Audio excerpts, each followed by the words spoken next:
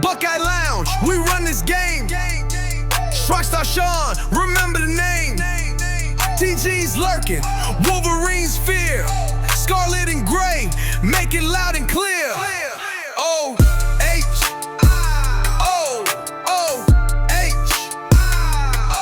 TG and Shaun, bringing that smoke. They stand in the paint, that ain't no joke.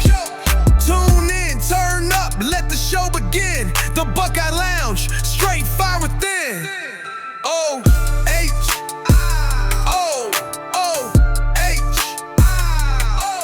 Buckeye Lounge, we run this game.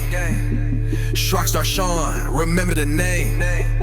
TG's lurking, Wolverine's fear. Scarlet and gray, make it loud and clear.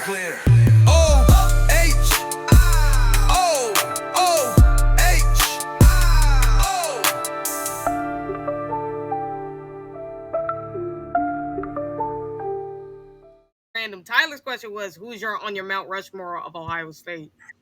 Oh, okay. Running backs. I was beginning to answer that question.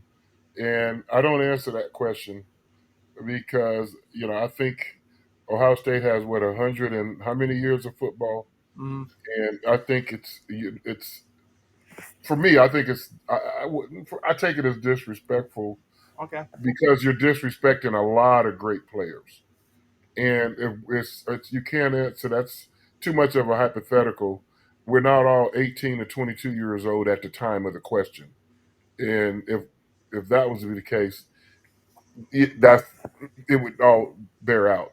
I think I don't even begin to start to answer that question because my mind, I can't process it. Me and Archie Griffin had this discussion about 2 years ago, and it's just too many great players.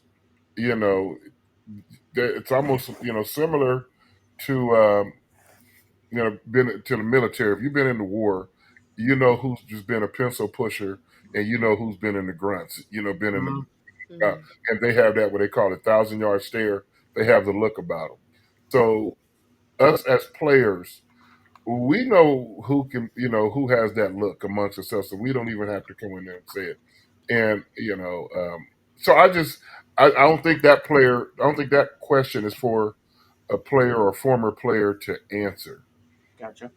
Because it's too big of a thing. Now, if you was to make it smaller and say, who do you like in this 5-year, 10-year, 15, 20-year period, then maybe you can get somewhat of an answer because you're not talking about everything.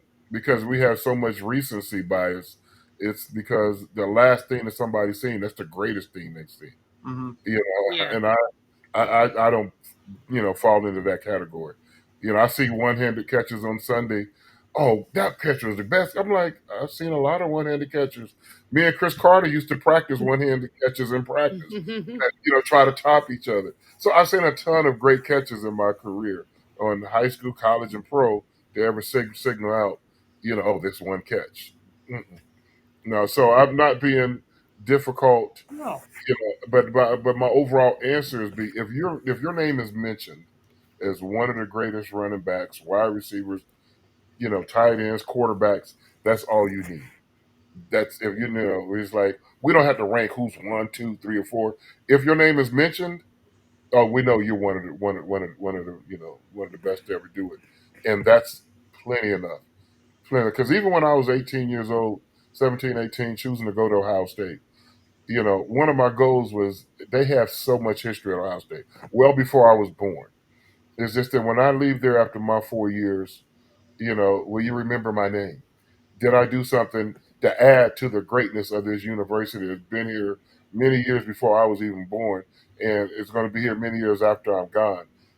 That's the legacy. If we're going to be talking about you, after you're gone and while you're here, that's enough. I mean, look at the great players that have played at Ohio State at running back. Les Horvath, Hopalong Cassidy. They're all gone on, to the afterlife. Yet here we are, 2025, talking about those guys, and they played in the 40s, 50s, 30s. That's greatness. One of these days when I'm no longer here, I hope people are still talking about me. That guy played in the '80s, and we're still just talking about him. In the future. That says enough. For me, and that's the legacy that you want to leave when you leave after being at Ohio State for 4 years. And a lot of players have that to ever shrink it down to four people at a position. No, Ohio State is too big and too great to do that, and that would be disrespectful. I appreciate the answer. Yeah, Honestly, that's a reasonable answer for sure, and it's understandable too. Because I mean, it's like, for instance, we talk about like the Mount Rushmore, like every position that is so hard to do, just because like even receiver right now, that's super hard to do. Because Yeah, first, I mean, talk about I mean, we got so many great lineage of receivers. Like we know Chris Carter's definitely for sure going to be on it, but then you got guys like Marvin and Jeremiah, David Boston, so many greats, and it's like Terry it's Glenn, yeah. like, For Paul yeah, sure. like Warfield, all them. And think Paul about it too. Like Warfield. we talk about Jeremiah right now. Think about the receivers that could be coming after him too. Like how much better could they be? Could they be in the Hmm. conversation? You never know. So that's always something to always think about. It's hard to decide who's gonna be on your Mount Rushmore. For me, it's like if you're just gonna put your favorites on there, go ahead. But you I'm all about your favorites. Mhm. I don't mind your favorites. That's fine. And just to take it another step, I know we're talking about college football, but when I get similar questions when they talk about professional football, you know, like who's the GOAT? And I was like, the GOAT of what? Well, who's the greatest football player of all played? I'm like, what are you talking? Come on, it's got to be Tom Brady. He has 6 Super Bowl rings, 7 Super Bowl rings. seven. Those are team awards. Mhm. Those are team. So in football, for me, there's no goats at any position except two. And I've said, and that's outside linebacker, not middle linebacker, just outside linebacker and defensive end. And that's Reggie White at defensive end and Lawrence Taylor at outside linebacker. Lisa was about to ask when is your when were you at Ohio State? When they were good, which Yeah. is all the time. I think I think she means what I think she means what like what year did you come into high 82 to school? 85. Yeah. 1982 to before she was born, if she asked that question. Yeah. Hey, look, I would have asked the same question because you were in way before I was born for sure. And Mika asked, "What Okay. is your now?" Mika's question does tie in the question I was going to ask, which is, "What was it like playing for Earl Bruce, and what is your favorite memories of him?" Oh my gosh, I got too many memories of Earl Bruce. Wow, my favorite memory of Earl Bruce. I don't. Well, it's a lot, but this I'll tell you one, and it doesn't even involve me.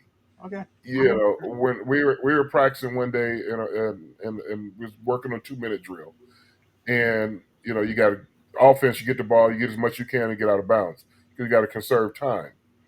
And when I was there as a tight end, it was my sophomore year, we had a tight end by the name of John Frank, one of the baddest, greatest tight ends ever played at Ohio State. No doubt. And he was a pre-med major. He went on to become a doctor. So he's real smart, Rhodes Scholar and all that stuff, academic All-American. So John catches a pass, and instead of by the sideline, instead of stepping out of bounds, John turned it up and tried to get a few more yards and then tried to get out of bounds. He didn't make it, and he got tackled, in practice before he got out of bounds. And Earl Bruce was on his whistle and started blowing his whistle. And he run across the field, and he just yells out, "Dumb, dumb, dumb!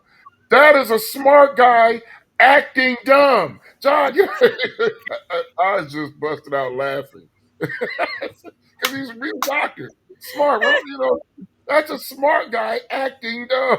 John, you must get out of bounds. And whenever I just think of that, it's one of my favorite Earl Bruce memories. He Um, was he was something else. oh, by the way, Lisa said she was born in '85, so she missed the glory days of your of you. Hey, That's let's okay. Lisa. I'm okay. Vader wanted to know about the no shoe run. Oh my, that play will outlive me, and that is a good thing. But I plan on being around a long time. You know, that was one of the plays that somebody told me that's a point of demarcation in Ohio State history. Do you remember when that happened, or do you not remember when it happened? Uh, I didn't feel it. It just my shoe. It was a play that Mike Tomczak audible on. We was draw play, and I broke to the outside, and I saw daylight to the inside, and next thing I know, I felt my shoe slipping. So I just kicked it off and ran the last 40 plus yards with one shoe on, and it wasn't like I just went because whenever I play football, I always equate it to something I love to do and turn to a kid all over again. And there's been times when, in the neighborhood, with your friends, you race somebody barefooted or you had gym shoes on. It didn't matter.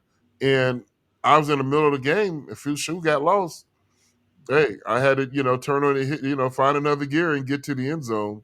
And I still remember my mom, God rest her soul. She teased me after the game. She said, "I'm so glad you didn't embarrass me by having a hole in your sock." You know it's a possibility, huh, Mom? Were you worried about someone stepping on your toes? She wasn't worried about that. She's like, "Don't embarrass me by having a hole in your sock." I got you, Mom. Were you worried when everybody come to celebrate with you that someone's gonna step on your foot because you could kind of see you put your foot up so no one can Yeah, it was. I got a big foot. Size 15, so it's easy to step on my foot. Yeah, that, but I was forever. I watch that play, all the time. Whenever somebody, you know, talks to me about it, it just brings it fresh memory in my head. And at the time, the horseshoe set 90,000 people. I think I have easily met about 200,000 people who told me they were there that day. well, So I'll I tell was you what. in the stadium that day. I'll tell you what. Our I wish I producer, was. his name is Vader, and he that was the first game his dad took him to. His mom's watching today, but Vader is a very special guy, and you're his hero. You're his favorite all-time Buckeye. He's he's our producer, and the guy cannot speak. He speaks through like a computer device because he has a respirator that he's on. But he is a big time Buckeye fan, and he wanted me to just let you know that he never forgot that game. And you're his hero, and his mom's watching tonight, so I want to say hi to Oh, his mom. thank you. Yeah. Yeah, how And you there doing, he Buck is. Raider? Yes, I did hear the audio that Von brought next to me. So he's one of the reasons why I said yes. Oh, I appreciate it. Yeah. So Buck Yeah. Raider, thank you for being one of my biggest fans. I really, really appreciate it. He Yeah, said, "I'll never forget it. That game, he'll never forget." If you that's And that true. play. That's And true. that play. if Yeah. you look behind me, you see that behind me, what's hanging on my wall? Oh yeah, I Yeah. love that jersey. And I also got one of these too. That's autographed with the end of Philly. Oh my, yes, my Eagle days, national champion and the Super Bowl champion the same year. Wow. There's one play I want to ask you about your pro career, and I tell you what, everybody needs to go Google this if you've never seen it. But how in the heck did Pepper Johnson get up after you put that block on him? That had to be one of the most vicious blocks. I mean, if you hit your friend that hard, what would you have done to somebody that you didn't I just wish it was Lawrence Taylor. like? I only hit Pepper 96, 97%. I held back just a little bit because, the backstory between that hit, me and Pepper are brothers. We just have Mhm. different parents. That's it. And so when we were at Ohio State, we never hit each other in practice or nothing. And it used to, piss off Earl Bruce, the offensive coaches, the defensive coaches, because they were like, "Keith, you're running over you destroying all our linebackers. Yeah, you get to Pepper, you act like you can't run to him. Pepper, you beat up all our running backs, but Keith, you won't hit him." We just start, we would just stop and just start laughing, and the coaches would get pissed off and go to screaming. I'm like, I'm not going to hit him. It's my brother. We can't hit each Of other. We course. can't Of tackle course. each other. And so when I get drafted into the NFL, we get drafted the same year. Earl Bruce and a lot of the coaches on the staff was like, finally, we're going to see what's going on between you guys. Like, what, man? I'm just we got drafted. No, we want to see y'all hit each other. Twice a year. So me and Pepper, we always had a pact that we're gonna talk all the time the week of the game and the day of the game. We're gonna meet at the 50-yard line before the game, hug at each other, tell them play your guts out because this is not college. This is Mhm. pro. You got to do a job. You got a job to do. I got a job to do. And we don't talk during the game because if during the game, we just gonna turn back into little kids, start laughing and joking. We can't do it. We got to be professional. So we never talk during the game. And then after the game, we're gonna go to dinner. Whether home or away, I'm gonna stay overnight in New York and go to dinner with him, or he's gonna stay overnight in Philadelphia and get back in the morning and have dinner with me. So all that was leading up into that game. Pepper hit me and caused the fumble in the first quarter of that game and led to points for the Ooh. Giants. Nobody talks about that. He hit me harder than I'm not a fumbler, but he caused the fumble. So get back. And so I was, able to, not necessarily get him back per se, but I had a job to do. And I had to, go through and, I saw it was Pepper. Like I said, if it was Lawrence Taylor, I'd have found a little bit more. So I did pull up a teeny weeny bit on that hit. And it was voted the best block in Philadelphia history. Everybody, go. If you've never seen it, go Google it after the show. Pepper Johnson, Keith Byars. Keith Byars' block on Pepper Johnson. It is spectacular. That's back when football, you had to be a real. I mean, you got to be a man to play it this time. But back then, there was a different level in the NFL, and you guys were true I was gladiators. getting a letter from the commissioner now, and my pockets be a little bit lighter. Yeah, If that happened you today. might even got kicked out of the game too. Yeah, I may have been suspended for a game or two. Maybe, but hey, but Donald Hoffer, a new listener, a new man in the chat we've seen, wanted to ask, what do Buckeyes do with their helmet stickers? You know, the Leafs. Once y'all leave, do y'all keep them or do you Well, get rid actually, of them? you get to keep it your senior year, but all the other years prior to that, they take them off and you start fresh.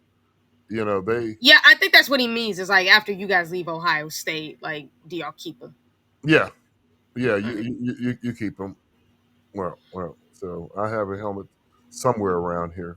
Yeah, I just moved, so yeah. But those are um, great keepsakes. You had to at least get some Buckeye leaves on the other side of your helmet. If you're only on one side, you got some work to do. Yeah. Our another new listener, and I can't even say his freaking YouTube name, but he wants to say, what do you think of Urban and Coach Day going 109 in the Big Ten, basically? He sounded like their overall record, essentially. I'm okay with it. I would add to it. That's what they were brought here to do, to win and win often. And Urban had his time. He had a great time while he was at Ohio State. We love Urban. I'm going to go out to Las Vegas to see him get inducted into the College Football Hall of Fame in December. So Nice. I'll be there for that. And Ryan Day, he's still, in coaching terms, still young into his career. But I think when it's all said and done, he'll be in the College Football Hall of Fame, as well. And, only blemish on his resume thus far, which he got time to clean it up, is, Ryan Day's got to beat Michigan more than Michigan beats you. So, and he knows that. Well, he's 1 for 1. Eventually, he's got to start going. You got to go. You got to go beating him down. But oh, it's funny. Vader basically said he actually met Pepper Johnson. Oh, he did. Okay, I'll let Pepper know that we talked. I talked to Pepper probably a couple hours ago. Believe it or not, Oh, that's we, cool. we talk all the time. Like I said, we're truly brothers. We just don't have the same parents. There's, I like to ask you. You played for a lot of great coaches. I mean, you played for Buddy Ryan. You played for Bill Parcells, Don Shula. Who's probably the toughest coach that you had to play for? Buddy Ryan. But I'm trying to figure out. Can you go in a little more details? What do you mean by tough? I mean, just riding your ass, getting in your face. Toughest practice, always, Well, we had the toughest practice under Buddy Ryan, but coach has never really bothered me too much because whenever I made a mistake, I didn't need nobody to jump on me. That you hollering on top of me at my mistake is going to make me shut down. I'm going to be harder on myself than you are. Just correct me, tell me what I did wrong, and then we can go from there. Because you can't coach everybody the same way. sure. The best coaches have got to be somewhat adaptive. Without showing favorites. You don't show favorites, but you got to know how to reach a person. For me, I don't like to be cussed at personally. You could cuss at us as a team, but when you make it personally and call my name out and start MFing me and all that stuff, I shut down. Not shut down where I can't play anymore. I take that personal and I want to do something to you. Mhm. And I want to retaliate. Who are you talking to like that? Not no dog. Whoa. Yeah. But when you cussed out us corporately, I don't even hear that. And so the best ways to communicate with me is by using even tones and just talking to me like you would, you got some sense. When you go to yelling and screaming, you lose me because I don't talk to you that way. Gotcha. So I like what I give. If I give it something to you, I expect that back in return. So I'm going to be respectful to you. You need to be respectful to me. And I've had some other coaches who, we had to eventually come to some kind of thing. And I'm like, you can't talk to me that way. I just, Mhm. it's just not going to fly. Yeah. And it's just dumb. Oh, that's actually pretty great story. I'm not gonna lie, but our friend Mika again, she wants to ask, what is your favorite part of being a Buckeye, and what do you miss most about playing? My favorite part about being a Buckeye, so much. I mean, once a Buckeye, always a Buckeye. We, have the best of everything. I mean, I just love everything that's associated with it, the tradition, the camaraderie, playing in the horseshoe. It's just so much that I love about being a Buckeye. What was the second part of the question? What do you miss What do you most? miss most about What do I? playing? What? Oh man, college. I missed playing in the Michigan game. I missed playing in that game. But to know you only have a finite amount of times you're going to get to play in that game, Mhm. and uh, if I could play in it 20 times, I would. But I know the most I'm going to get a chance to play in is 4 times. And I won 2 games and I lost 2 games. And I lost my senior year against them, a game I should not have even played. I had a broken foot. But it was way more important to me to play in Right. that Michigan game. My last time, I'm like, I can't live with myself the rest of my life knowing, my foot was broke and I didn't even try to play in a Michigan game. Like there's no way I'm going to be able to say, even though my foot, I had a perfect excuse not to play. You got a pro career to think about. I don't, man, this is way more important than a pro career. I want to beat these dudes. I don't like them. My pro career will take care of that. What's important now is trying to beat, is beating this Michigan team. And I believe if I'd have been 100% healthy, I know we definitely would have won that game. I scored a touchdown on 1 foot. Imagine what I would have done on 2. Yeah, oh the man, you would have destroyed them. That, That, that Illinois game in '84. I mean, that team was the reigning Big Ten champion. There was also rumors that they weren't doing things on the up and up. That their recruiting was maybe they were sliding some It was payola and more than rumors. yeah, but you guys were down. I mean, before you blinked, you guys were down 24-0. I mean, what were you guys just like? We know we can play with these guys. We just gotta get some momentum going, or what was the? Well, we knew we were better than them. They got away with one the previous year when we lost to Illinois my sophomore year. That was a game that, I wish we had that one back. We went for it on 4th down and didn't give me the ball. And we called quarterback keeper, and then they went down and scored the game winning touchdown. And still upset about that 40 plus years later. But but going back to the 24-0 game, we were so fired up. It was homecoming at Ohio State that day too. So we were so fired up, and sometimes you pressing too hard because you want to beat your opponent, and you have just the total opposite effect. And we went down 24-0. Right before we was down 24-0, I think it was 17-0. I fumbled the football. Didn't Bounce know off what your I did. pad. Hit right off my thigh pad, and I'm sitting on the sideline watching Illinois score again. And what came to my mind was Murphy's Law. Anything that can happen will happen. Mhm. Because that's just what happened. That's Murphy's Law, Keith. You just fumbled the ball and didn't even get hit. calm down. There's no play in our playbook that's going to give us 25 points or 24 points of Titus. How did we get down one play at a time? How are we going to get back in this game one play at a time? Who's going to make that play? I'm not. It's going to be me. I'm not waiting for nobody else to make a play. So when I scored my first touchdown, I had a spinning play and got into the end zone. I remember running to the sideline with my teammates, and they had the cameras on me, and I remember looking into the camera, telling them, "Hey, we're coming back. We're coming back." And I believed it because then my teammates heard me say it. Yeah, it's 24/7. Next thing you know, then it just reverberated throughout the team, and as leadership believing that we could come back. If they can score 24 points in a little over a quarter, so can we. And there was a halftime score. It was 24-21. Now second half, it's a totally different ballgame. We didn't fold the tent and be like, "Oh, it's just not our day. It's not our day." We believed, and then like I said, it was homecoming. Even more people. I can't send them home. You don't lose your homecoming. No Yeah. way. And so I just and one of our goals that year, our biggest goal is like no matter what, we got to win the Big Ten and go to the Rose Bowl. And hey, we had to. That was our second loss. If we don't win that game, we already lost. To Purdue. Purdue. We can't lose again. And unfortunately, we did lose again. But still, we we reached our goal that year was the outright Big Ten champions, and that doesn't happen too often. It happens more often now because you got the Big Ten championship. But prior to the Big Ten championship, it was hard to win a Big Ten outright because of scheduling and other factors. But we were an outright Big Ten champion that year. That's amazing. Well, first, welcome up to another new person in the chat. Level Up Sports 10. Welcome to the chat, brother. Thank you, guys. And yeah, thanks for coming in, man. And our friend Tyler had a question for you, saying, "What lessons would you give to the young men on the current team?"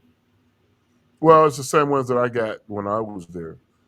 Football is the greatest team sport there is. There is no individual success without your teammate. And whatever you do it together. Yes, one or two people are gonna get a lot of headlines, but no, it's always about the team.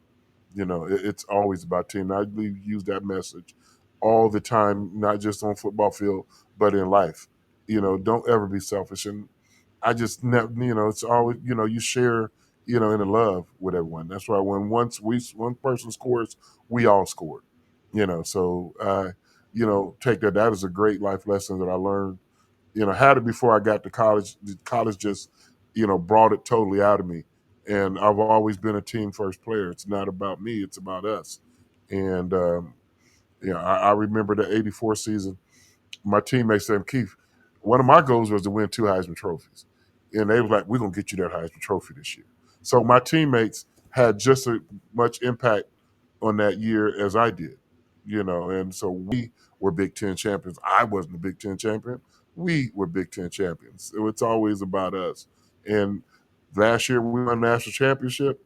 We're not talking about Will Howard or Jeremiah Smith. We're talking about the team Mhm. won the national championship. It's always about the team. Woody Hayes, had written a book, You Win with People. It's the same, you win with people. So it's about us. It's never about the individual. That's why other colleges and around the country don't like Ohio State because they're not us. We have the best of everything. It's one big brotherhood on the football in the locker room. The best fan base. Like Ohio State doesn't really have away games. Even when they're on the road, they're still feel at home. It's Buckeyes there everywhere. Tell you one quick story. We were after my career was over with, at Ohio State, played in the, you got a chance to go to Senior Bowl, the East West Shrine Bowl, and they also go to Hula Bowl and play in Hawaii. But there was also the Japan Bowl for seniors. So I said, I want to go. I can get to Hawaii quicker than I can Japan, so I'm going to the Japan Bowl. So I'm in the Japan Bowl. Bo Jackson was at the Japan Bowl. A whole bunch of us from other schools were at the Japan Bowl. And it used to be Earl Bruce had a Japanese friend of his would spend 2 weeks out of his vacation a year and come over and just watch Ohio State practice. He was a friend of Earl Bruce's and would just always come and watch practice. And he would say, if any guys decide to go to the Japan Bowl, I'm going to show you Tokyo, because I'm an Ohio State alumni, I live in Tokyo, and I'm going to take care of you guys. Treat you, take you out to dinner and show you all around, a local person.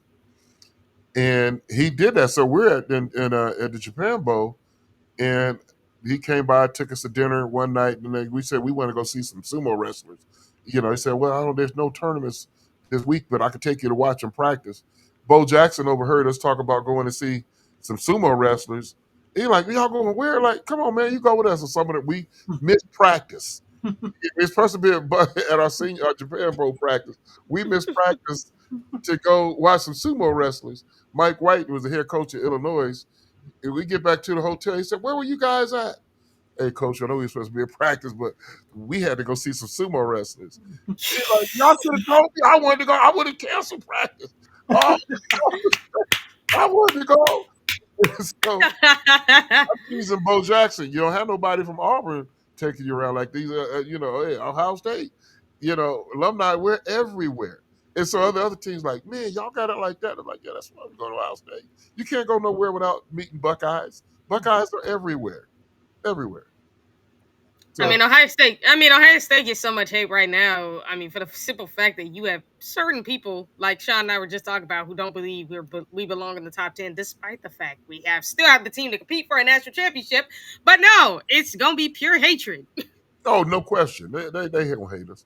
I had to turn in my ballot. I have a ballot. I work with the Football Writers Association of America, so we only have 16, top 16. I put the Buckeyes one. Yeah, I was like, they're number one. What have they done not to be national champion? They haven't played no games, so they're going to be one. I got Notre Dame two, and I put Penn State three, and who was the fourth team? Texas, Was it maybe? Texas? Texas was four.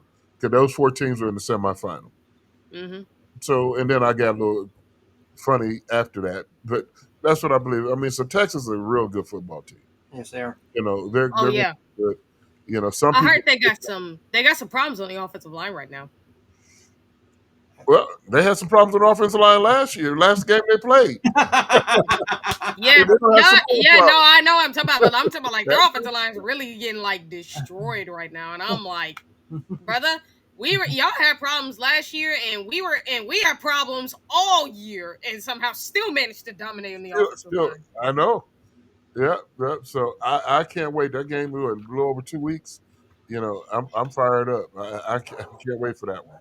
Yeah. Yeah. Keith, I wanted to mention something a little about your pro career. You had 6 touchdown passes. 6 for 6. That's crazy, man. That's ridiculous. Then Yeah. you were the 6 completions, 6 touchdowns. second most receptions by a fullback. Now you played Actually, fullback. I was number one when I retired. I was at all running backs. I was number one. Now there's one game that I really want to ask you about because it's one of the craziest games ever in NFL history. Was the Fog Bowl. Did Yeah. they even consider postponing it because of the? You couldn't see nothing. What was that like being in that game? It was surreal. And that, on the business side, that's when I found out TV was bigger than the game of football because that game was at 12 o'clock Eastern, 11 o'clock local. And that was the first playoff game that day, that Saturday. The next playoff game was that afternoon, I think at 3:30 or 4.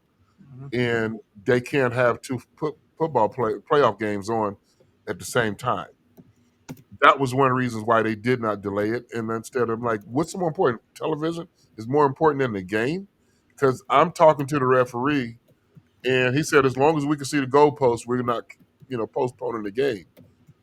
I could only see my tackles, and I'm standing 5 yards away in the backfield. I can't even see the tight end or the wide receivers. And how can you see the goalpost, a white goalpost in a white fog? Yeah. You can't see it unless you're right there. So they forced us to play that game, and I believe, I go to my grave believe we'd have won the Super Bowl if we could have, played that game. If we would have, delayed that game because we would have beat San Francisco that year in the Super Bowl. There'd been San Francisco and the Bengals. We were rolling. we would have beat. What was it like playing with Reggie White? Did you ever have to block him in practice? No, not really. Reggie. I'll try to get through this without shedding a tear because he's another one of my brothers. I think about Reggie White every day. That's how good of friends we were. I used to tease him when I visited University of Tennessee. Met Reggie White briefly. He was on his way to Bible study, and I said, "Man, you blew me off. You jumped in the car. Hey, nice to meet you." I said, "You spend a little time here. Maybe I ought to went to Tennessee." Not really, but I used to always needle him, about that.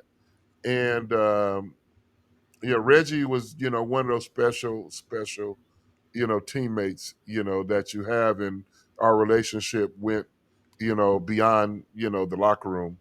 I played in Philadelphia. Nickname for Philadelphia, City of Brotherly Love. Yep. And a lot of our Eagles during my era, we were brothers, white, black, purple, blue. We were as one. And then last week at the NFL, at the Pro Football Hall of Fame, when Eric Allen got inducted, some of us old Eagles was there, and it was like we was in the locker room again from yesterday. We laughing and joking and loving on each other, just having a blast. But I'll tell you one quick Reggie White story. Okay, cool. Reggie White used to love the WWF. He used to do the Hulk Hogan, the Macho Man, all the different wrestlers. And because he used to do those imitations, he would have to practice, not just imitations, their moves. And sometimes I was one of his rag dolls. He's going to practice on me. He's going to practice on another running back. Whether you wanted to play or not, if Reggie wanted to play, guess what? You're playing, whether you're in the mood or not. Mhm. So All right. we said, okay, we're gonna get Reggie back one day. So day before the game, it's Saturday morning. Reggie comes walking in the locker room, and me and this other running back by the name of Anthony Tony, Mhm. we jumped Reggie and we got him on the ground. And Reggie was like, "Get off me! I don't feel like playing." No, man, nobody asked if you could. They don't ask us if we feel like playing. So we got him. He had his garment bag because he had a suit in it, and it's getting all wrinkled. And we got him on the ground, and I'm in the best shape of my life. And Reggie, he started like, "Hey man, quit playing. All right, we're gonna play anyway. We got you down." And he ain't get mad, but he reversed us. Oh Reggie got me in dang. one arm, and my other teammate, Anthony Tony, on the ground. And I'm a grown man in the best shape of my life, and he's just holding me, and he starts laughing. I told you I wouldn't play. And I'm sitting there hitting on his arm, trying to get loose, and I can't get loose. He's holding me like a little kid. And I'm like, you don't know how strong you are, man. Dang. I was like, so we used to laugh like, man, we thought, we were grown men, and he's just sitting there treating us like a bunch of kids. He's just sitting there just holding me. I cannot, I know I was laughing, but I could not get loose. I'm like, this dude don't know. I'm glad he's on my team. Thank Hey. you for sharing that, man. That's awesome. I still I think he's the love Reggie. Yeah. greatest defensive end ever.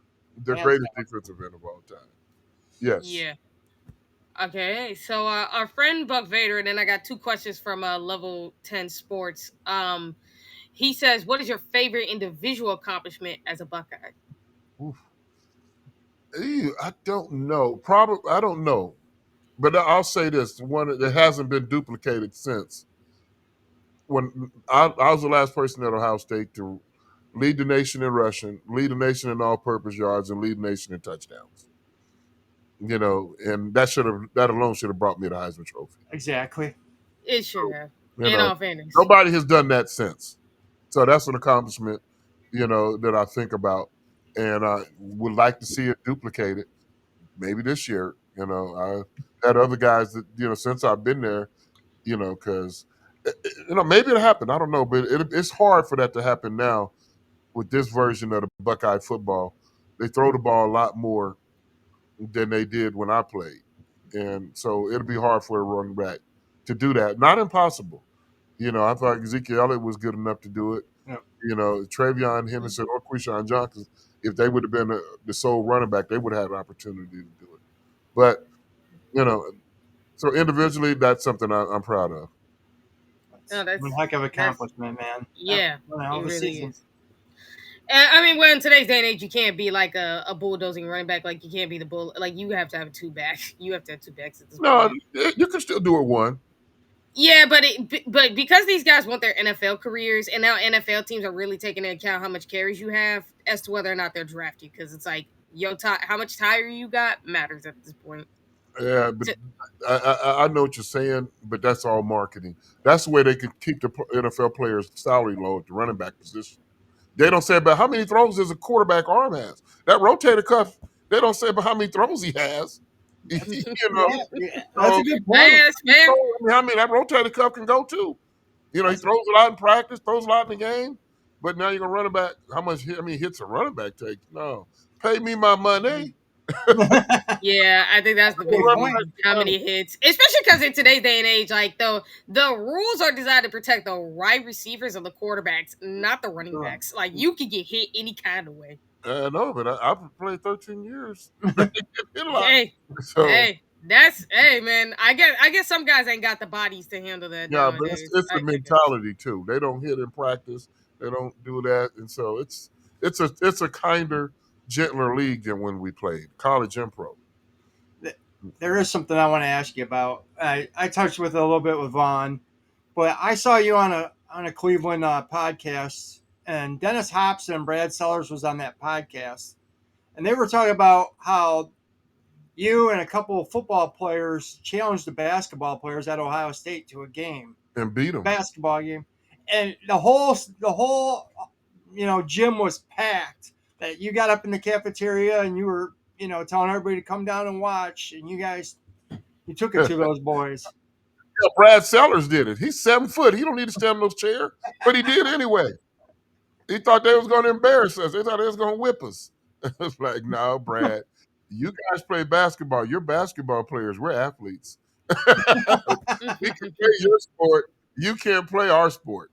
Yeah, fair. So we had to remind them that day, that we can ball out too. That's Yes, a indeed. shame there's no video of that. That'd be awesome to put on YouTube if there was. I would have loved to have that on video. Yeah, we Who knows? beat them Maybe 50 somebody to find it. 44. What There's was not your even cameras. in your prime? What was your vertical? Because man, for as big as you are or you were, how high you could jump over the line. I mean, you were special, man. I Yeah, mean, I just wheeled myself. My vertical wasn't that good. I was just, I just wanted to jump high enough to dunk a basketball. So that's how high, I could jump high enough to dunk a basketball, high enough to go over the top like Walter Payton. When I was in Philadelphia, I used to tease Charles Barkley all the time, and I said, Charles, I'm a better basketball player than you're a football player.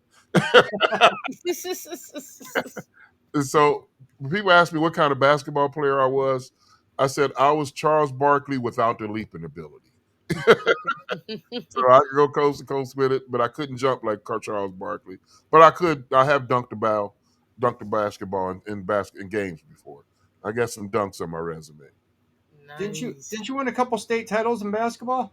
I did. I went back-to-back state champions my junior senior year in high school in basketball, and I was back-to-back state champion in track also, and I was also on the 4x1 relay team that won the state championship. So I think that's 5 state championships. 2 in Wow. basketball, 2 in track, and 1 in the relay and track. So yeah, and I played baseball. All right. Ooh, man. Nothing you couldn't All do. right. Yeah. Yeah. Well, at least it shows you play multiple sports. But our friend Level 10 Sports, I'm gonna tell both his questions at the same time, which is what is your thoughts on NIL and not forgetting to be a student athlete first, before being a student first before athlete. And then he also asks, what does this 2025 Ohio State team remind you of? Okay, let's take the second part question first. This 25 team, they don't remind me of anybody yet because they haven't played.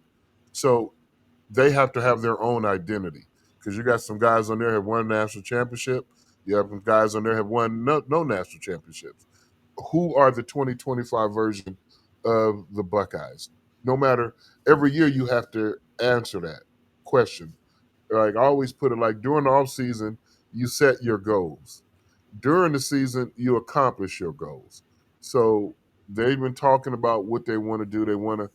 They said they're not necessarily repeating national championship. They want to go win this national championship. So I love that thought, that process. Last year did not going to help you this year, only for memories of what we did or what we're capable of doing. What is this team capable of doing? Well, it's a long road to the national championship, but it starts August 30th against Texas. Who did they open up with last year? I forgot already, but it didn't end at Michigan. It didn't end in Tennessee. It ended in Atlanta against Notre Dame. So Yeah. I already checked. The date for the national championship game is January 19th. We take the first step August 30th. Will we accomplish our goal and get there, January 19th in Miami? Oh, I can't wait. I'm already making reservations. But By the way, last year they started their beginning actually open with Akron. with Akron, okay, a lot bigger opponent this year than Akron. You know, Yeah. the first part of that question, NIL. Mm-hmm. I love NIL. I wish it had happened 50 years ago when Archie Griffin was in school. Got where they had 10 years to get it right before I got. It is a great thing. It is way more positive things about NIL than negative. And they said don't forget to be a student, first, an athlete second. Well, I mean, this is 2025, Mhm. and we're not. Things have changed. They've always been that way. But let's say this: you don't have to go to college to be successful. A lot of successful people didn't go to college, and nothing wrong with going to college. I promote it, I advocate it, but that's just one way, a way to be successful in life, not the only way. And I think that is bearing out more of these tech companies and things of that nature. It's just one of the ways to be successful. So you can do both. I mean, and so I'm all for NIL. You know, that's just one. That's one or two of revenue stream, for the player. How many revenue streams does the college have? Too many to count. And what's enough money? I don't know. I don't know. But whatever you can. This is why This is America, free enterprise. Yeah. Whatever you can negotiate, that's what you get. I mean, I don't know. Whenever I played 13 years in the National Football League, I was never paid what I believe I should have gotten. All I got paid was what I could negotiate. So it's negotiations, and so it's the time. I mean, the money that you make today, you probably make more money than your parents. You know, and are they begrudging you for that? At this age, whatever. I mean, if you can leave high school at 18, 19 years old and be able to, you know, take, be set up for success in the future. Isn't that one of the reasons why you went to college? Most people go to college is to get a better job and to be able to make more money. So if you can do that while you're in school, I have no problem with that. And you get what you negotiate. I mean, I don't know how many people are worth the money. That's a subjective term. You're not worth this. Who's to say it's worth? Mhm. Who determines what worth is? So I'm okay with the players, being able to get paid. It should have happened a long time ago. A long, long, long time ago. Yeah. Especially with what you guys put your bodies through for the fans and for the entertainment, and you guys they deserve what they get. I mean, you put in how many hours does a football athlete put in a week? A lot. A lot. Uh, A lot. It's not like they show up and practice for an hour or two and then see you tomorrow. no. It's a lot. It's a lot. So it's a compensation along with it. I am all for it. It should happen, and I'm glad it's happening now. Wish it happened 50 years ago. I really believe it. It wasn't like 40 years ago, 50 years ago when we were in school. We was like, no, we don't deserve any money. Yeah. What? I mean, what college student doesn't want to slice a pizza at 10 o'clock at night after doing some studying? Yeah. Because you're on scholarship. Yeah. I was on scholarship. My last meal was dinner time, which is about 6:30, 7 o'clock. And I still got to go to study hall and study and stay up. If I want to slice a pizza, where does that money come from? We all don't come from the same background. One of the reasons why Pepper Johnson and I are so close, like brothers do, we share everything. If I had a care package coming from home, he had a care package. It's just both of us. If I got $5, he's got $10. We have $15. Let's order a pizza. Eat, it's not like I'm gonna eat in front of you. We did we shared everything, like you're supposed to. And now, what about the parents? I was talking to one of my teammates at Ohio State. He's from Miami. I asked him, in 4 years at Ohio State, how many times did your parents come up there and see you play? He said 5 times in 4 years. Not because they didn't want to come. They couldn't afford it. Couldn't afford it. And so now that the player that's in school, his family, no matter where he's from, he can come. They can go home and away. If they got enough money to be able to facilitate that, let that be their option whether or not they come or go, not financially wise. Now, look at, if we didn't have NIL, and Ohio State played in 4 bowl games last year. How many? And a lot of those, some of those games was back-to-back weeks. How many people got that much time off their job if you're a parent to take off to go see your son? Where they first game was at Ohio State, second game was in California, third game was in Dallas, last game was in Atlanta. Those are consecutive weeks. That's real expensive. Yep. Where does the parent get that money from? Unless you're already well off. And how many people's parents are well off out of 85 kids on scholarship? So I know, for me personally, if I was on Ohio State's team this past year, how many games would my parents would have been able to come see me play? And especially once they got to those bowl games. 1, maybe 2 at most. I didn't come from that kind of financial background. And I'm not asking to be, so to feel sorry for me. It's just everybody's different. Yeah. If a kid is rich, it don't make it, he have to feel no kind of way. But it levels the playing field. A rich kid is already going to be a rich. He comes from that kind of background. Not like he made his money in 7th and 8th grade, and by the high school he was a millionaire, so he didn't need the money. So I'm all for NIL. I am all for it. Does it have to be some kind of rules? Of course, there should be rules, but you can't limit about the money, how much money a player can negotiate and make. If somebody's willing to pay, that's where it's America. We don't live in Russia. He should be able to get that. Yep. And whatever he can negotiate, if somebody's willing to pay it, I'm all for it. All right. We're already at like an hour and 20. I got some ribs that's my alarm telling me, your ribs. All right, we'll let you go. Is there anything you would like to plug quick? You got a radio? Do you still do your radio show or? Yes, I do on ESPN radio here locally in Dayton, Ohio. 1410 WING AM you can see me on Wednesdays at noon, and then once the football season starts in September, I move to Mondays, and so I do that. I talk high school football. I have a line of clothes. I don't have my shirt on the dash yet. InsideYourGolf.com. Okay. Yeah, you can get a lot of golf here with my signature line on it. Nice.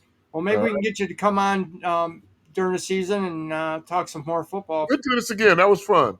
Thanks again. Thank Shout you. out to Vader and all the people in Buckeye Land. Thank you. Yep. We really appreciate it. I appreciate it. It really means a lot to us that you came on, man. No problem. You guys have a great day. You too. Thanks again, Keith. It's been a pleasure.